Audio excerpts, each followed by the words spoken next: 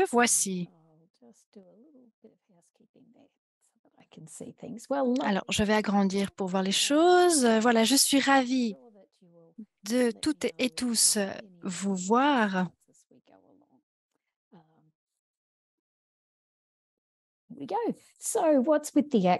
Alors, qu'en est-il de mon accent? Je suis vraiment ravie que nous ayons des traducteurs pour nous aider et je sais que m'écouter parler va être un peu compliqué puisque je viens d'Australie, de Brisbane.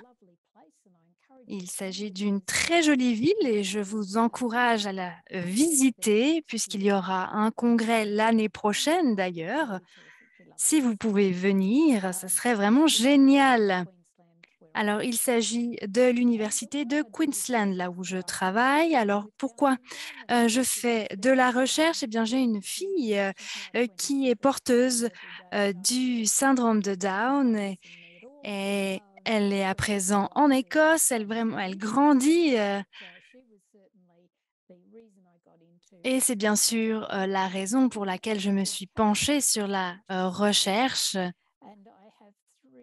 et j'ai 3 enfants en tout.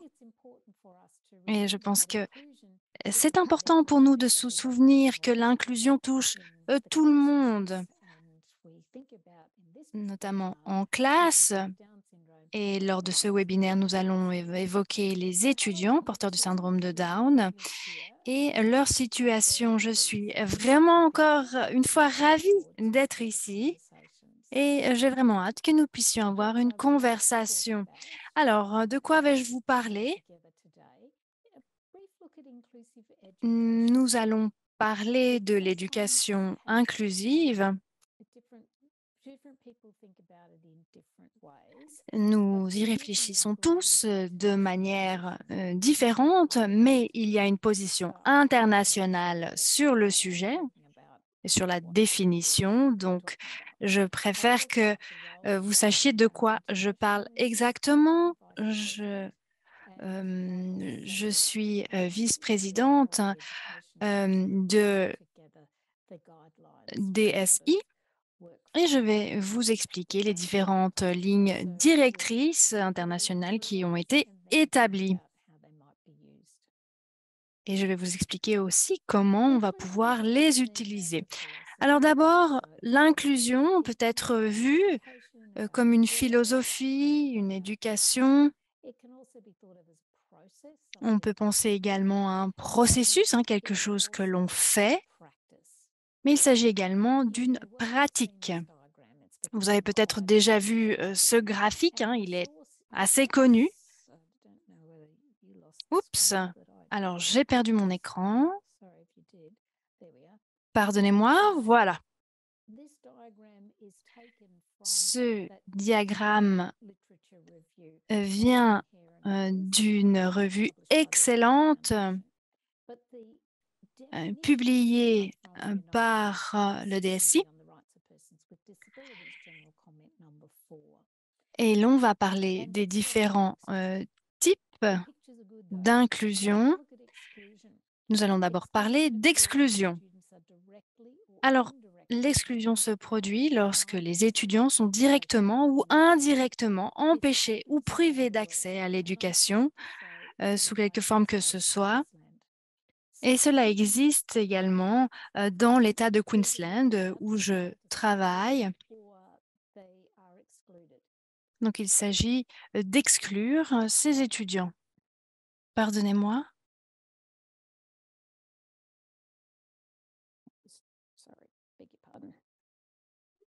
Voilà, je vous demande pardon.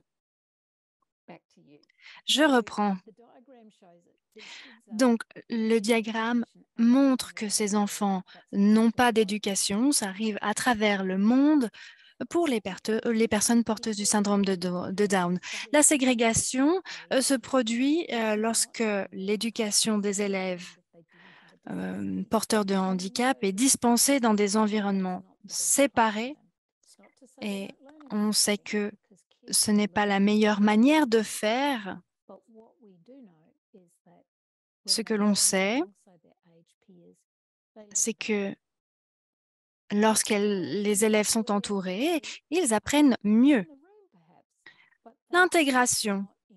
Alors, les personnes peuvent être dans la pièce, mais cela ne veut pas dire qu'elles soient incluses et qu'elles puissent s'engager, discuter avec les autres personnes.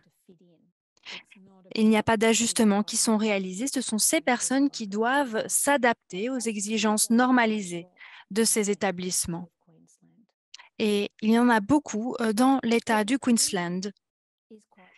Mais l'inclusion, c'est quelque chose de vraiment différent. On le voit dans le diagramme, hein, les petits points, on voit qu'ils sont mélangés à travers les autres petits points.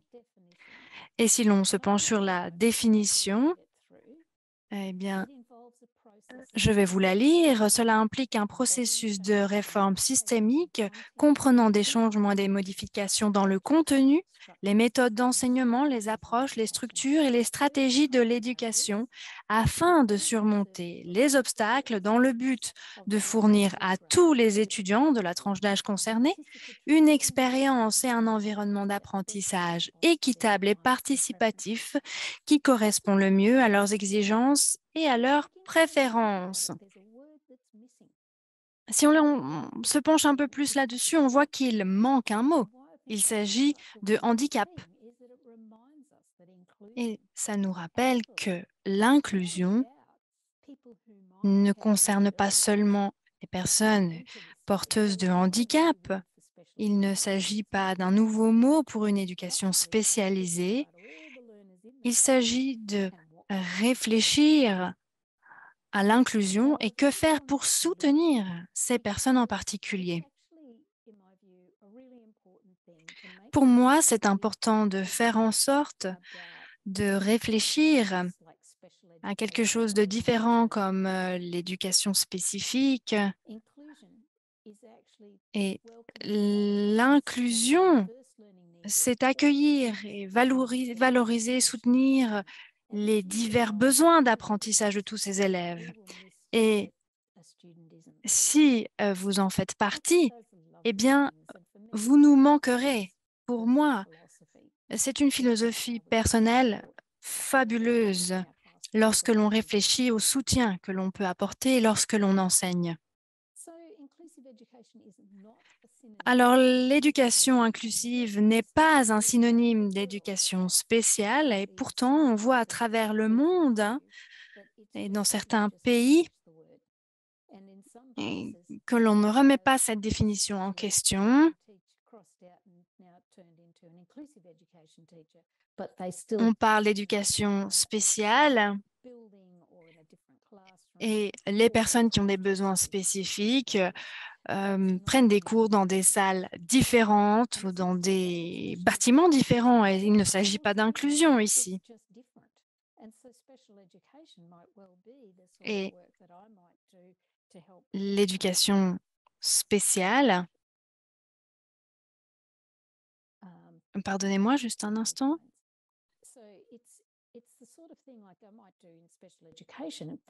Alors, je reprends. Le syndrome de Down, je fais des recherches là-dessus et je sais qu'il y a des spécificités.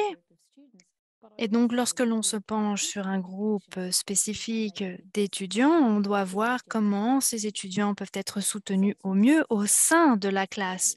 Il ne s'agit pas seulement de parler de personnes porteuses du syndrome de Down.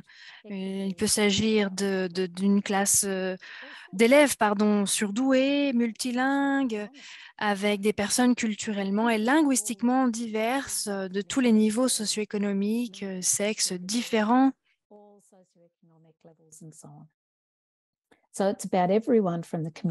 Donc, il s'agit de permettre à tous les membres de la communauté d'apprendre ensemble.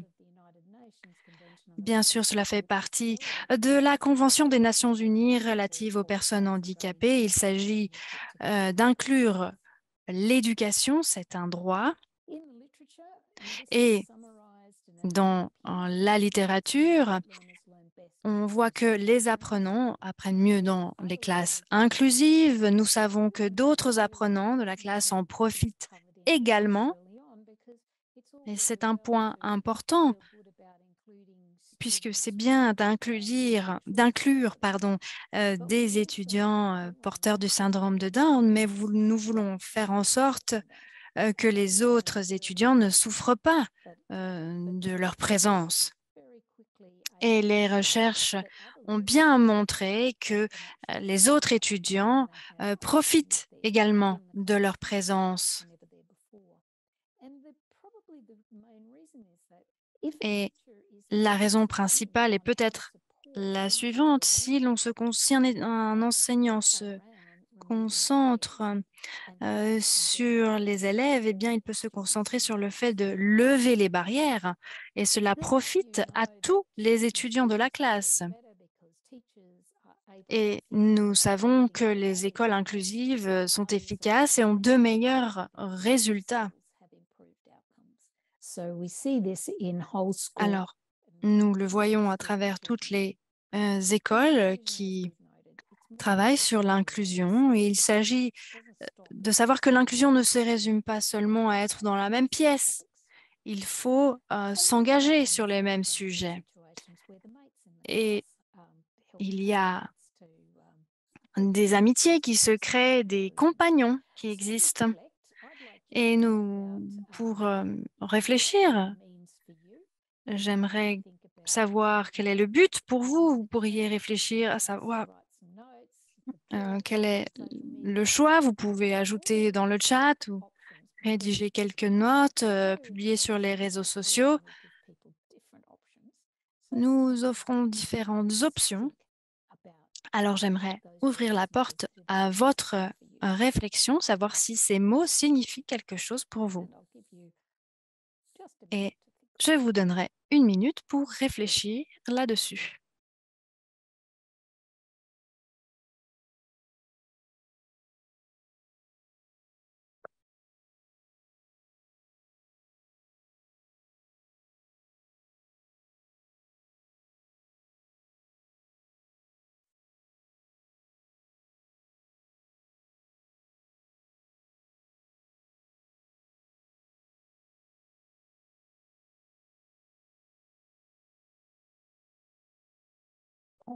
Well, that was a short minute, but let's stop in 3, 2. Alors, c'était 1 minute très courte, mais nous allons reprendre maintenant.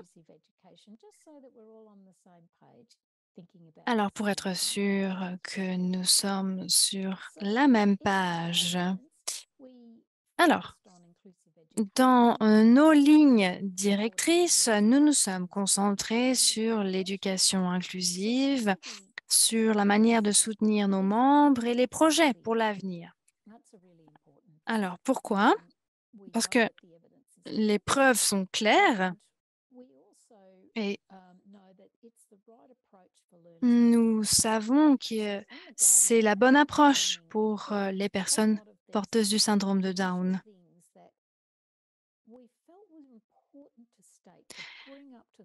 Nous pensions qu'il était important de parler de nos croyances par rapport à l'inclusion et aux écoles inclusives. Et ensuite, nous allons voir les recommandations en elles-mêmes. Et vous voyez ces définitions, les définitions que nous avons déjà évoquées ensemble sur les écoles inclusives.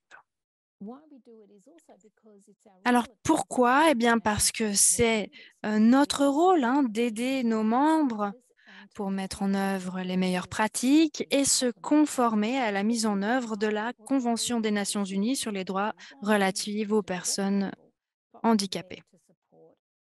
Pour être là pour soutenir, apporter des preuves et au sein de l'EDSA et à travers le monde, nous ne sommes pas tout seuls, nous travaillons ensemble. Alors, comment le faire? Eh bien, nous avons établi ces lignes directrices et elles sont disponibles et c'est gratuit. Vous pouvez télécharger gratuitement du contenu en anglais, en français et en bosniaque. Et l'organisation DSI, Down Syndrome International, vous permet d'avoir accès à ces ressources. On va parler d'un aperçu de ces lignes directrices. Eh bien, il s'agit d'être en contact avec les leaders, le staff, pour avoir un chef de file et inclure cette culture inclusive. Par exemple, moi, concernant l'enseignement, je fais partie de ce groupe et j'en parlais aujourd'hui. À mon époque, lorsque j'apprenais l'enseignement, nous n'avions pas ces pratiques d'inclusion. Cela n'était pas considéré comme étant important.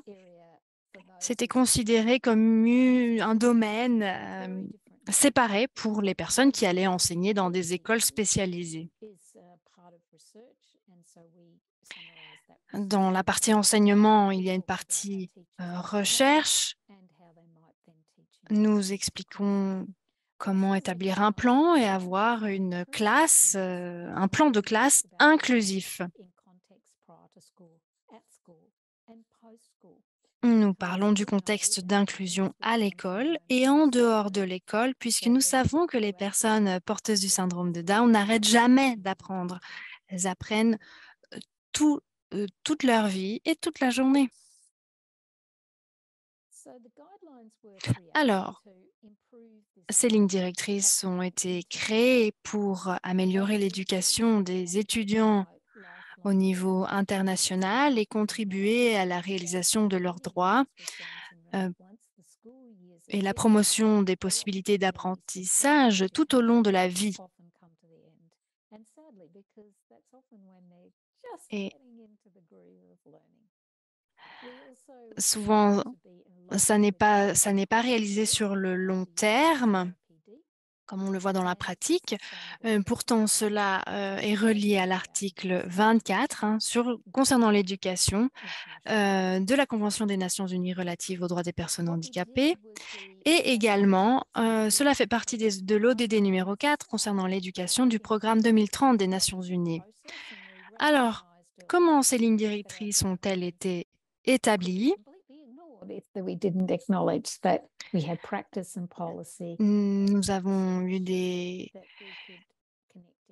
des travaux réalisés avec des experts et nous avons compris qu'il y avait un triangle entre politique, recherche et pratique. Et les résultats sont présents dans la section contexte. Nous avons présenté un projet de ligne directrice à un haut représentant de l'UNICEF lors de la conférence de la Journée mondiale du syndrome de Down à l'ONU en 2019. C'était vraiment incroyable. Nous avons eu la possibilité de commenter, d'émettre nos idées.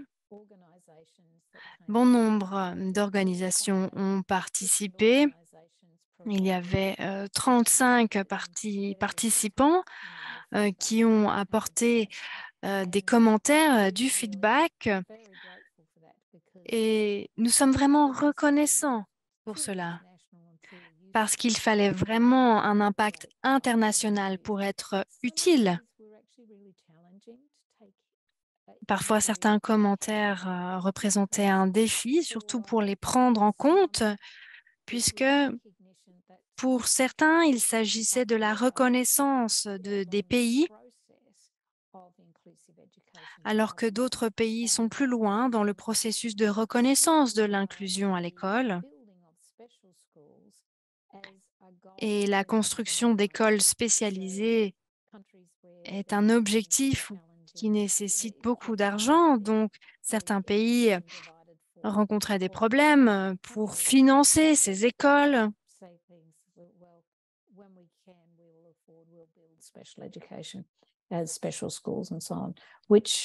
Donc, certains pays avaient des points de vue différents. C'est assez difficile de trouver les points communs, mais nous voulions vraiment avoir ce feedback, ces commentaires regroupés à travers le monde entier que nous avons utilisés dans nos lignes directrices pour améliorer l'inclusion Nous avons eu beaucoup de retours et il est bon de regrouper ces retours ici. euh, Vous pouvez voir le commentaire qui dit que ce sera un travail très difficile à mettre en œuvre. Donc, on voit bien le défi que cela représente pour certaines populations de mettre cela en place. Alors, nous savons que c'est difficile, mais ça n'est pas impossible. Nous travaillons tous envers une amélioration pour inclure les personnes porteuses du syndrome de Down.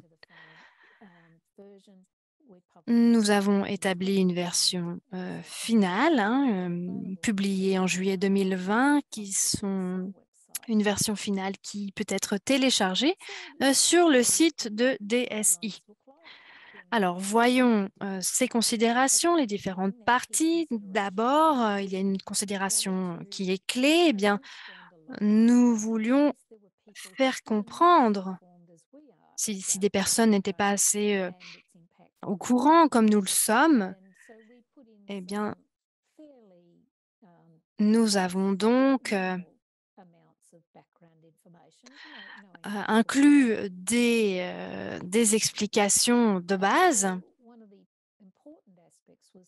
Et l'un des aspects les plus importants, c'était que les étudiants sont bien plus que des chromosomes. Bien sûr, il s'agit d'une condition génétique que nous connaissons bien, mais il y a beaucoup d'autres facteurs à prendre en compte.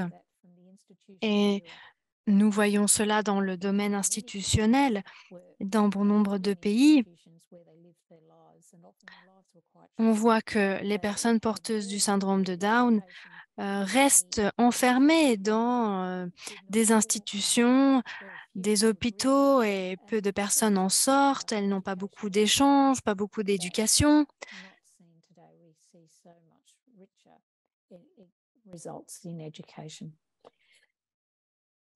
Et cela n'apporte pas de richesse ni de résultats en termes d'éducation. Donc, nous avons vraiment voulu faire figurer ces considérations comme étant des points principaux. Et nous avons inclus les concepts de droits de l'homme, comme l'éducation inclusive. Et concernant la formation, l'apprentissage, il s'agit d'une éducation tout au long de la vie. Et c'est important puisque certaines personnes vivent de plus en plus longtemps et veulent continuer à apprendre. Et il y a également nous avons parlé de l'égalité des chances qui figure dans la Déclaration des Nations Unies et la Déclaration des droits de l'homme. Et nous avons également évoqué les caractéristiques des étudiants, de ces personnes donc porteuses du syndrome de Down. Nous avons donc évoqué ces caractéristiques sans dire qu'elles étaient trop différentes. Now, don't worry, your eyes don't need to get strained here. Alors, ne vous inquiétez pas. Nous allons parler de ces lignes directrices pour l'encadrement. J'ai choisi la ligne 19 comme étant un exemple. Ici, l'on peut lire « Les dirigeants devraient établir une vision commune de l'inclusion à tous les niveaux du système éducatif en travaillant en partenariat avec les familles et la communauté au sens large. » Donc, lorsqu'on penche sur ces lignes directrices, on voit les recommandations qui en ressortent et il s'agit là d'une de ces recommandations. La vision partagée, commune, est quelque chose qui est vraiment important dans nos recherches. Que font les dirigeants pour faire la différence? all of the people in that community Et pour que cela fonctionne bien, il faut que toutes les personnes au sein d'une communauté partagent cette vision, que les dirigeants de l'école partagent, hein, et insufflent cette vision. En termes d'enseignement, nous avons une autre ligne directrice. Les élèves porteurs du syndrome de Down devraient avoir la possibilité d'apprendre le programme d'études spécifié pour leur niveau scolaire, ajusté si nécessaire, pour leur permettre de s'engager dans des résultats d'apprentissage. Ici, has been standard practice in teaching, and it was c'est un certainly peu différent des standards que l'on connaît dans l'enseignement. On m'a dit, par exemple, d'assister, hein, les apprenants. do that anymore because kids with Down syndrome, if you take them back, and if they Et go back 20 years, they will never catch up. And so si les élèves reviennent à l'école, on continue le programme. a different approach. À présent, nous avons une approche différente puisque si ces élèves ont la possibilité d'apprendre tout le programme, eh bien, des choses remarquables peuvent avoir lieu.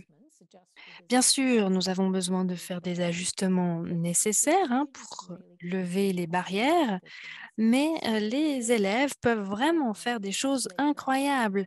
Et les recherches sur le contexte et sur le terrain nous ont permis d'établir cette ligne directrice.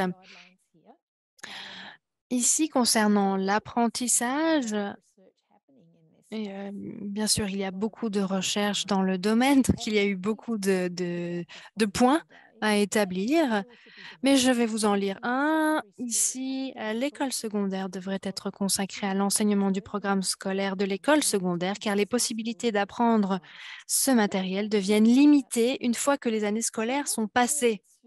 Alors, il y a beaucoup de parents qui ont participé aux études et qui parle des étudiants qui ont fini l'enseignement secondaire.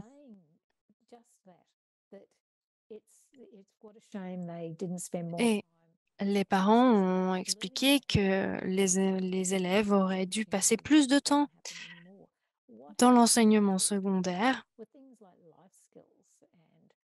pour apprendre des compétences de la vie quotidienne, ou par exemple prendre le bus ou faire cuisiner leur déjeuner, des choses qui sont importantes. Pourtant, c'est les familles ou les soignants qui réalisent ces tâches.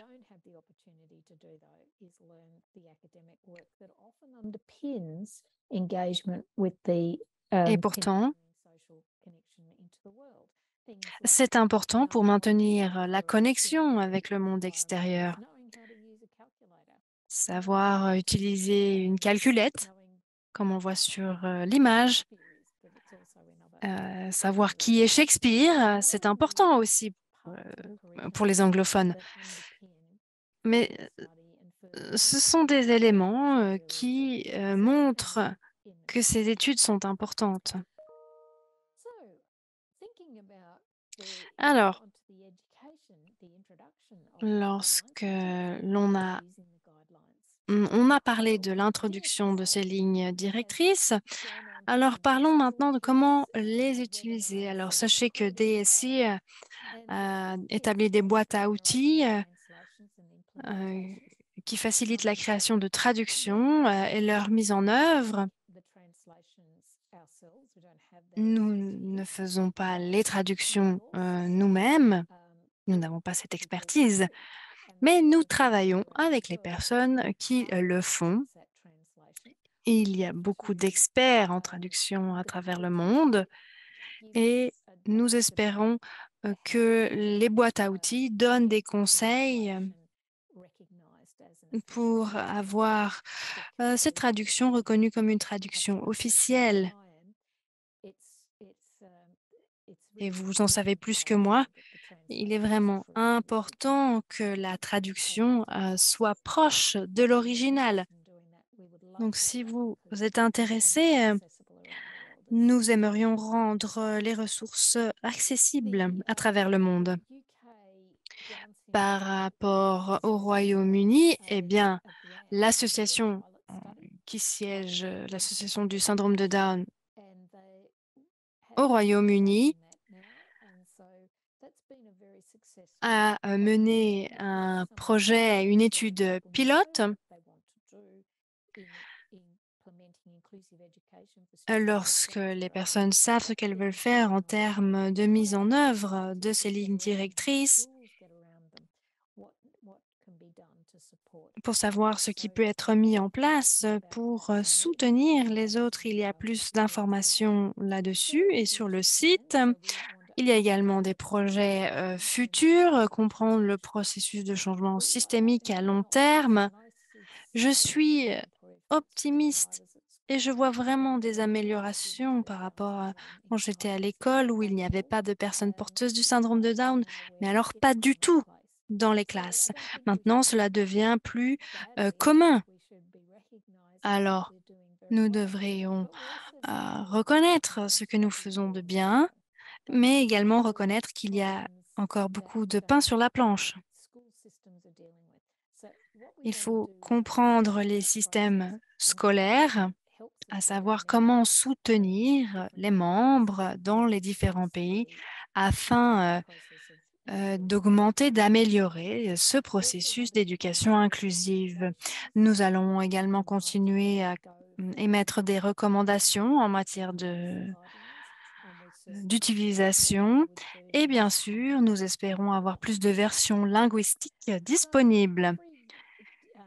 Alors, le téléchargement est gratuit pour ces lignes directrices et pour s'engager avec des membres de DSI du monde entier pour partager des expériences de mise en œuvre, à savoir ce qui représente un défi pour un membre ou pour un autre, et partager là-dessus. Et là, j'aimerais partager un conseil d'enseignants, d'un groupe d'enseignants, ma collègue Barbara Clark et ses trois enseignants. Nous avons des professeurs assistants qui sont adultes, hein, mais qui sont encore en cours de formation. Nous avons parlé de ce que les autres ont mis en place. Est-ce que vous pourriez m'expliquer comment cela a évolué?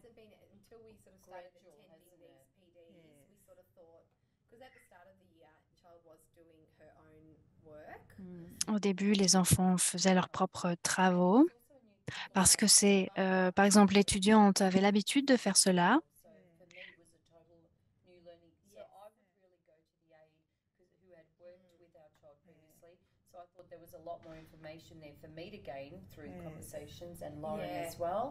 Et j'ai, grâce à des conversations avec l'élève, pu comprendre ce qu'elle avait fait avant. Et vraiment, on doit mettre la main à la pâte.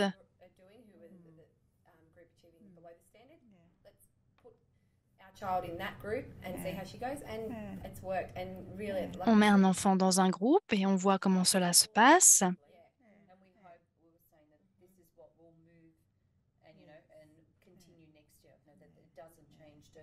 Et nous établissons des plans pour que l'éducation reste stable et soit la même pour l'enfant, pour qu'il n'y ait pas de changement, pas de trop gros changements. Et vous pensez que c'est bénéfique? Je pense que ça a vraiment amélioré sa situation. Elle a pu travailler avec ses pairs. Elle a été beaucoup plus engagée. Elle a pu développer des amitiés à l'école et en dehors de l'école. Et du coup, elle a pu avoir plus de confiance en elle. Même avec cette vidéo, on voit elle est avec ses pairs et elle se sent bien, qu'elle a pris confiance en elle.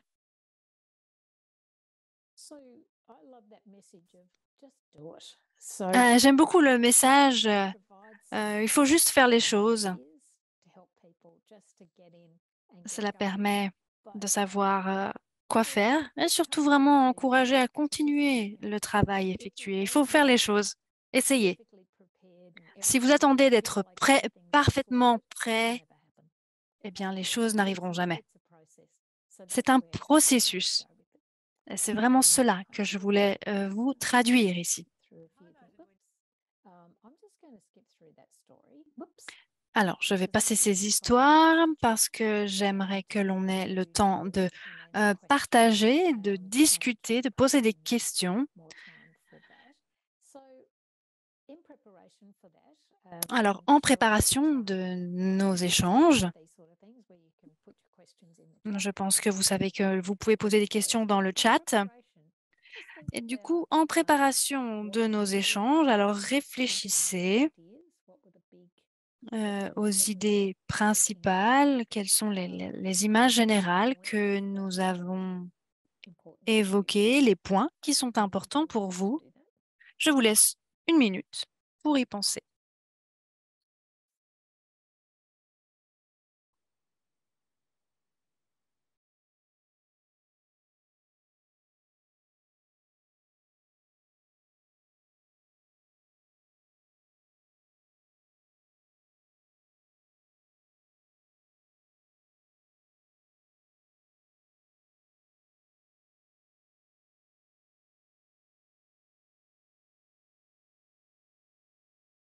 Okay.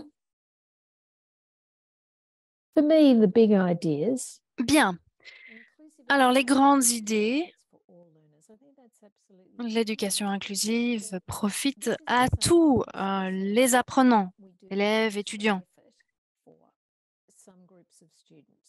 Nous faisons un effort supplémentaire pour certains groupes, puisqu'il s'agit d'une bonne éducation, puisque nous voulons vraiment améliorer les choses pour toutes et tous. Les lignes directrices de la DCI en matière d'éducation peuvent aider les pays à respecter leur engagement vis-à-vis de la Convention des Nations Unies relative aux droits des personnes handicapées. Une fois que les pays ont signé cette convention, c'est quelque chose d'important. On peut leur apporter donc notre soutien et vous pouvez y participer. Je pense que c'est très enrichissant. Je remercie tout le monde pour votre attention. Merci aux personnes porteuses du syndrome de Down qui nous ont aidés à apprendre.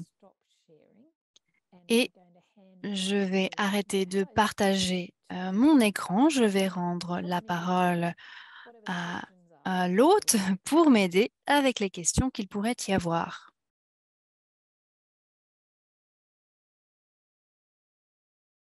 Yes, Rhonda, thanks a lot. Merci Rhonda. Nous sommes ravis que vous nous ayez présenté ces lignes directrices. Nous avons eu quelques commentaires pendant votre présentation. J'ai déjà répondu et je me suis permise de gérer ces commentaires, mais j'aimerais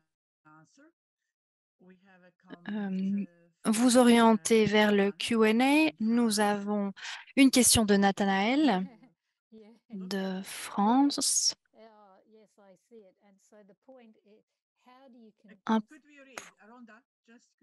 Alors, est-ce que vous pourriez lire la question, Rhonda?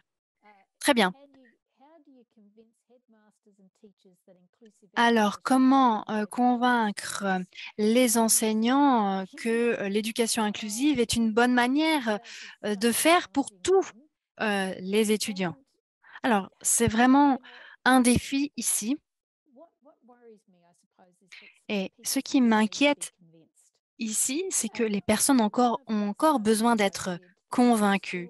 Pourtant, lors d'une étude que j'ai menée, il y avait une école où une enfant a vraiment eu du mal et la famille avait décidé de la déplacer et de la remettre à l'école primaire.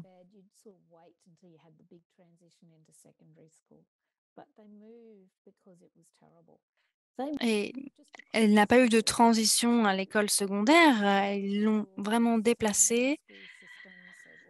C'était une école totalement différente, avec des profs différents, des règlements différents, et tous ces facteurs étaient compliqués.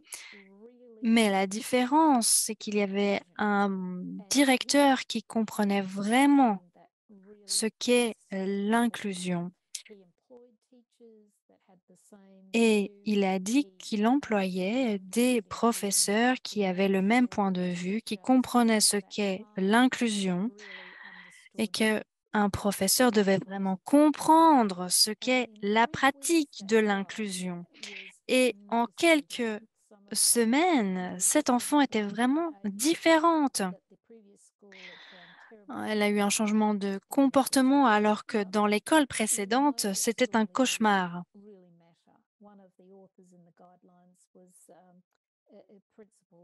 Et un principe que nous avons évoqué, par exemple en Indonésie, il fallait avoir une école inclusive. Et comment convaincre les gens? En effet, les preuves sont là. On peut les montrer. On peut montrer ces lignes directrices. On peut montrer les preuves.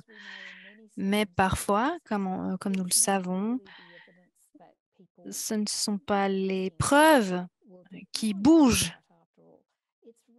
Les gens,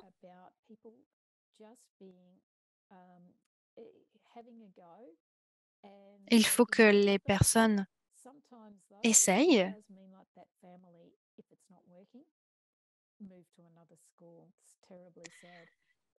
Et si les choses ne fonctionnent pas, on voit que les familles changent les élèves d'école, ce qui est terrible. Et ça empêche une évolution, puisqu'il y a bien sûr des législations nationales et des règlements d'école qui sont différents.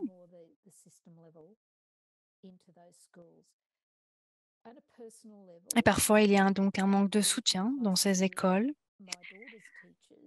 Mais je remarque qu'en travaillant main dans la main avec les professeurs de ma fille, je vois que les problèmes sont résolus puisque nous travaillons ensemble, nous avons des échanges mutuels. Voilà, j'aurais voulu avoir une solution plus simple. Nous avons des questions en ukrainien. Je vais essayer de les écrire en anglais. D'abord, de Maria Skurczynska, comment l'éducation inclusive touche les enfants qui ont un développement normal, puisque les parents sont souvent inquiets que les enfants avec des besoins d'éducation spécifiques pourraient interférer avec l'éducation de leurs enfants. Ça, c'est le cas en Ukraine.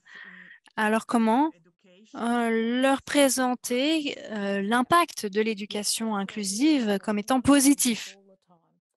C'est une question qui revient tout le temps. Nous avons des recherches qui montrent que les enfants qui n'ont pas de handicap travaillent mieux, ou du moins, ils ne font pas pire. Donc, il n'y a pas de changement. Et ça, c'est important.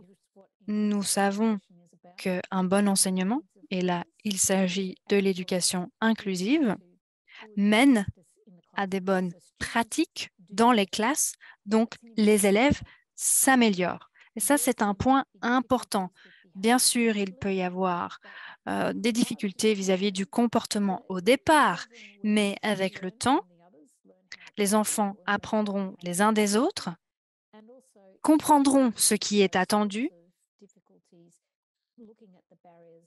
et si l'on observe ces difficultés, quelles sont les barrières, ce qui cause les problèmes, eh bien, les enfants, les autres enfants, n'en souffriront pas. Et un autre point, on peut avoir confiance puisque la recherche nous montre qu'il n'y aura pas d'effet néfaste. Une autre question de Olga Smirnova. Elle demande si c'est possible d'avoir plus d'informations sur le travail établi avec les enfants porteurs du syndrome de Down à la crèche. Alors, oui, je serais ravie de partager plus d'informations si vous m'envoyez un petit mail.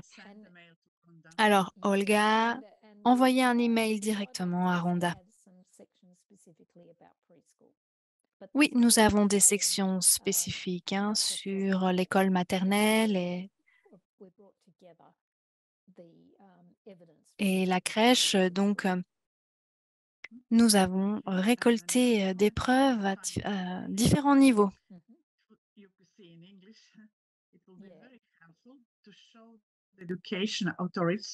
Alors, une autre question, ce serait vraiment super d'avoir le soutien des autorités éducationnelles et d'avoir les résultats des études que vous avez mentionnées. Alors, toutes les ressources qui ont été documentées ont des références et si vous avez des problèmes à accéder à ces références, eh bien, vous pouvez contacter DSI, Down Syndrome International, ou moi-même directement et je peux donc vous partager les informations. Vraiment, vous devez avoir confiance parce que nous avons des preuves à l'appui. Très bien, merci.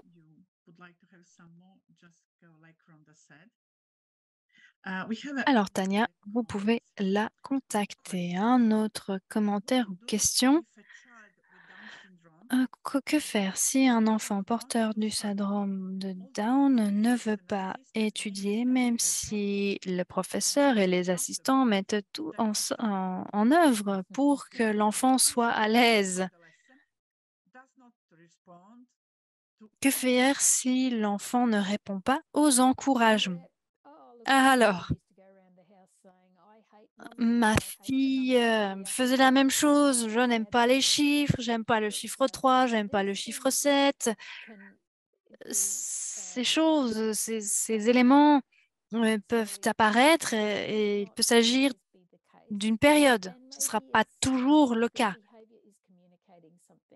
Et bien sûr, le comportement, ce serait de communiquer quelque chose. Peut-être que le matériel est trop facile et on veut simplifier les choses parce qu'on pense que ce sera plus facile pour ces enfants d'y avoir accès, ou alors on rend les choses un peu plus difficiles, mais l'on devrait penser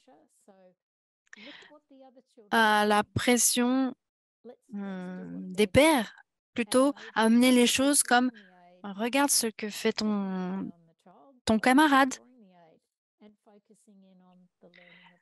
ce qui permet de se concentrer sur l'apprentissage des autres, l'encourager. Bien sûr, il s'agirait d'avoir une plus grande conversation sur le sujet. Très bien, merci Rhonda. Ici, nous avons une situation importante en Suède. Vous pouvez le lire en anglais puisque vous parlez quand même mieux anglais que moi. Alors, mon accent n'est pas facile à suivre. Alors, la problématique en Suède réside dans le fait que les parents choisissent d'avoir leurs enfants dans un environnement qui reflète la ségrégation. Les écoles reçoivent des soutiens financiers de la part du gouvernement par rapport à un enfant qui est intégré dans une classe normale. Et donc, l'enfant porteur du syndrome de Down est placé dans une école standard, mais l'école en question n'a peut-être pas les ressources nécessaires. Alors, comment faire un plaidoyer pour l'inclusion?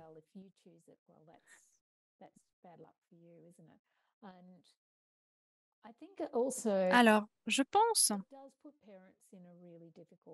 que cela met vraiment les parents dans une situation difficile, mais il faut se souvenir Actually don't need a lot of expensive education que support. les enfants n'ont pas besoin d'un soutien qui soit vraiment en soutien donc scolaire qui nécessite des ressources faramineuses.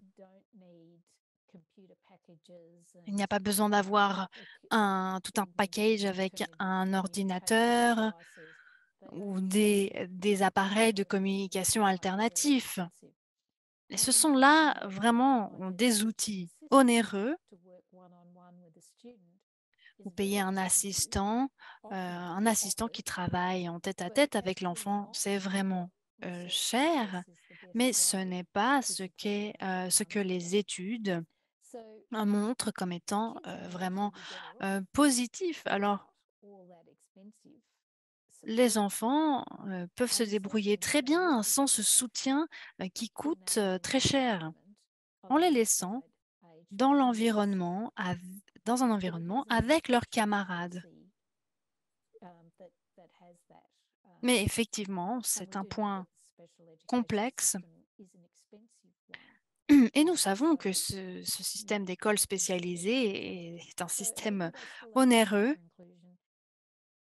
Alors, pour faire un plaidoyer pour l'inclusion, bien encore une fois, nous savons que les études montrent clairement que l'inclusion, lorsqu'elle est réalisée en tant que vraie inclusion, montre des résultats incroyables. Merci à Rhonda et merci à Karen pour sa question. Moi, j'ai vécu à Stockholm et j'étais ravie de voir des jeunes porteurs de handicap, de voir cette jeune qui prenait un taxi, qui allait ensuite au bureau, qui travaillait. Et je me suis dit que vraiment en Suède, c'était incroyable. Donc, Karen, je dois dire que je suis surprise par votre déclaration, mais j'espère que vous trouverez la possibilité de changer cela. Si c'est possible pour des personnes qui ont d'autres handicaps, je suis sûre que c'est possible pour nos enfants également. Je sais que c'est difficile, mais j'espère que ces lignes directrices pourront vous aider. Ou peut-être que pour votre association en Suède, peut-être que EDSA pourrait changer la donne. Peut-être que parfois c'est plus facile pour les parents. C'est plus facile pour les parents que l'enfant soit toute la journée à l'école parce qu'il y a beaucoup de choses à faire dans une journée. Et il est bon pour un enfant d'être directement intégré. Nous avons bon nombre de preuves qui le montrent et les résultats sont meilleurs pour les enfants. Nous avons beaucoup de livres qui nous montrent ces résultats. Les enfants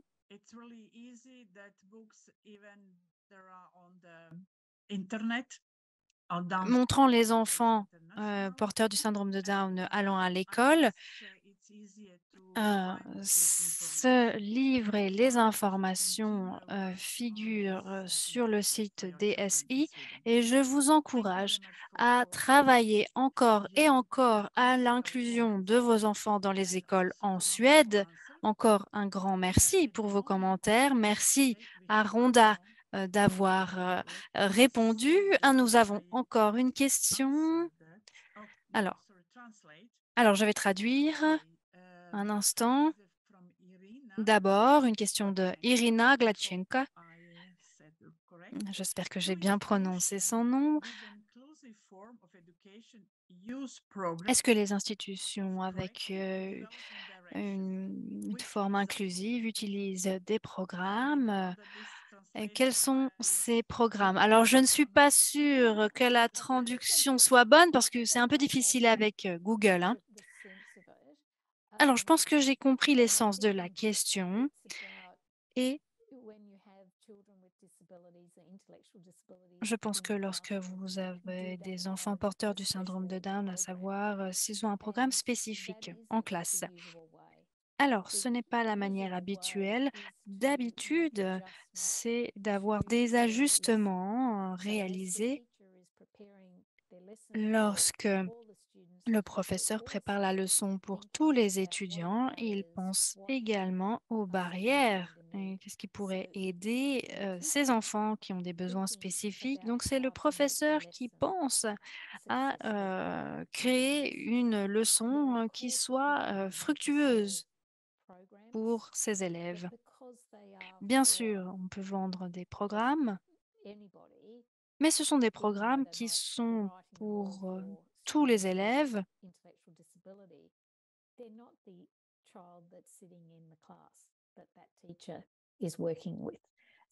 Mais il ne s'agit pas de l'élève en question. Donc, ce n'est pas l'approche que l'on voudrait choisir.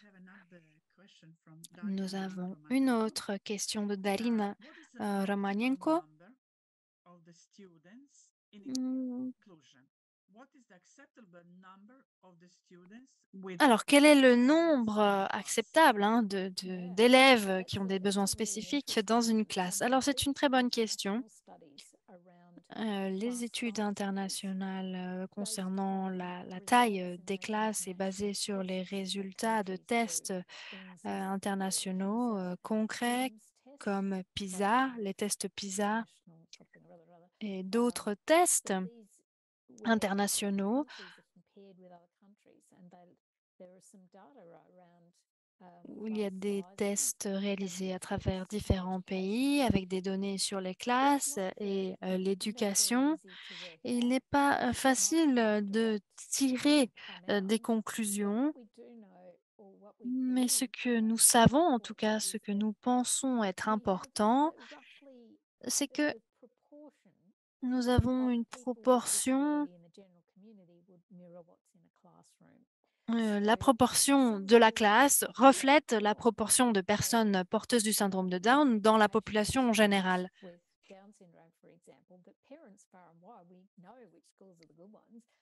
Et en tant que parents, nous savons quelles écoles sont les bonnes et on essaye toujours d'avoir nos enfants qui y vont. Et bien sûr, du coup, les écoles peuvent être un peu plus remplies et ça amène quelques difficultés. Donc, il ne s'agit pas d'avoir tous les élèves porteurs du syndrome de Down dans la même classe. Il faut avoir une diversification et cela peut rendre la tâche difficile pour un enseignant. Donc, il faut voir les nombres de base, mais je considère que le principe est le suivant, hein, que ce soit le miroir de la population générale pour savoir où placer ces enfants, pour savoir où ils seraient s'ils n'étaient pas porteurs de handicap. Et cela permet d'avoir un ratio.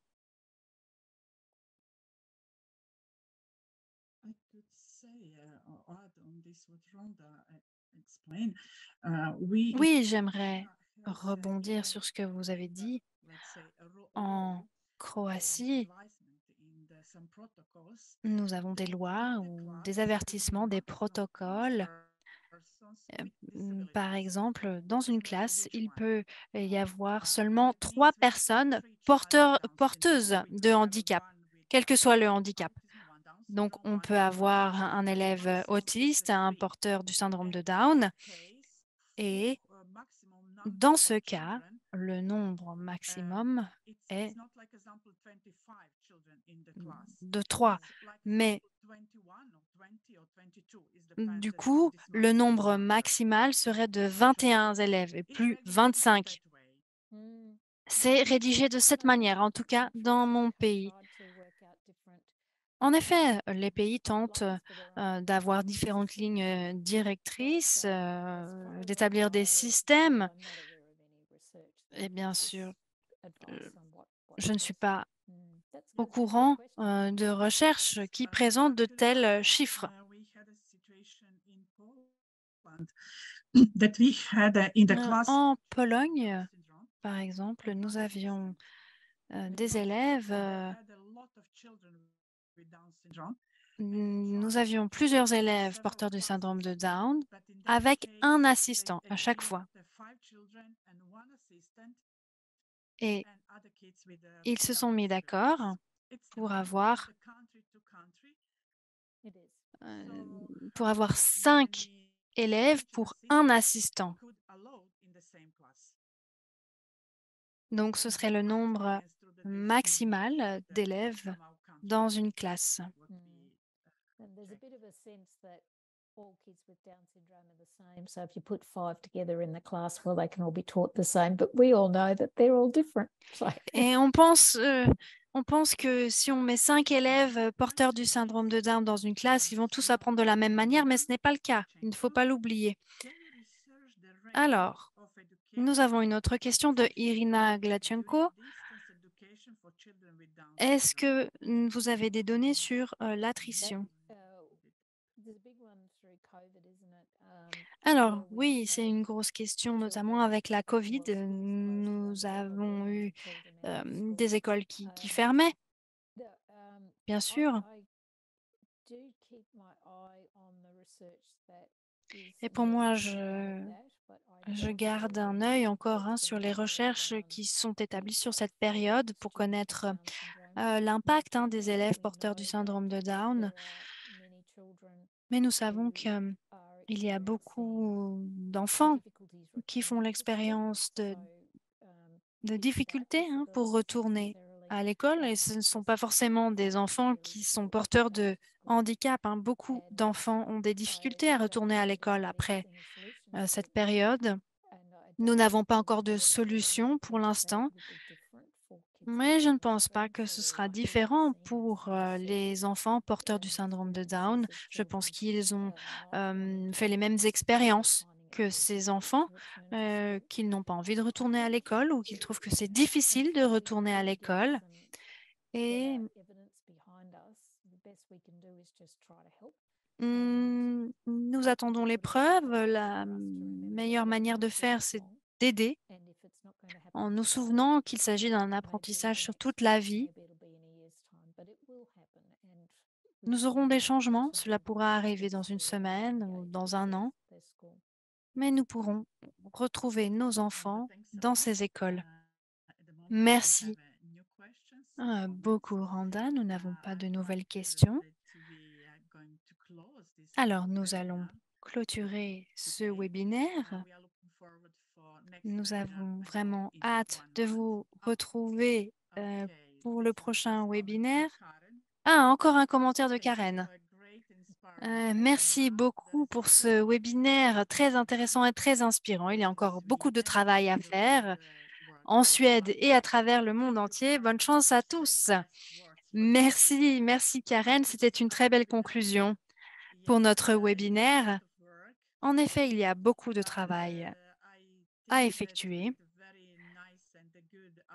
mais je pense qu'avec nos experts comme Rhonda et d'autres, eh bien, et ces personnes qui sont vraiment engagées, impliquées dans l'éducation de nos enfants, de nos jeunes, eh bien, j'espère que nous aurons un avenir meilleur pour nos enfants et pour nos jeunes et que nous pourrons aller de l'avant, que nous aurons de plus en plus d'inclusion, de plus en plus de jeunes qui soient employés, qui puissent travailler à différentes étapes, différents postes, et que nous voulons vraiment encourager le plaidoyer et la vie indépendante. Je sais que c'est difficile pour nous, mais sachez que c'est possible. Et je pense que bon nombre de pays nous montrent comment cela peut s'améliorer à l'avenir. Nous avons eu de bonnes expériences de la part de l'Italie, de l'Espagne, du Royaume-Uni, de la France, de l'Allemagne. Juste en Europe, si je me penche juste sur l'Europe, et pour l'éducation, nous avons des petits pays qui partagent une très bonne expérience concernant l'inclusion, l'école inclusive. Nous n'avons pas encore cette inclusion, nous avons une intégration, mais nous travaillons vers cette inclusion. Nous savons que c'est beaucoup de travail, mais merci d'être avec nous, de travailler avec nous, de nous aider avec vos pays, avec vos experts, vos associations, puisque quand nous sommes unis, nous pouvons réaliser beaucoup de choses ensemble. Merci, merci à vous tous. Je pense que ce sont des commentaires de remerciement dans différentes langues. Et on se voit dans un mois pour le prochain webinaire. Et nous voudrions vous informer que la semaine prochaine, samedi prochain, sur notre site Facebook, nous aurons un séminaire sur le plaidoyer, sur l'auto-plaidoyer. Alors, suivez-nous sur Facebook et vous pourrez écouter en anglais. Et je suis désolée, ça ne sera pas traduit, mais ce sera en anglais. Et il s'agira d'un sujet sur l'auto-plaidoyer avec les personnes, leur expérience à travers les différents pays. Alors, je vous remercie encore. Passez tous une belle soirée et nous restons en contact. Au revoir. L'interprète vous remercie. Bonne soirée.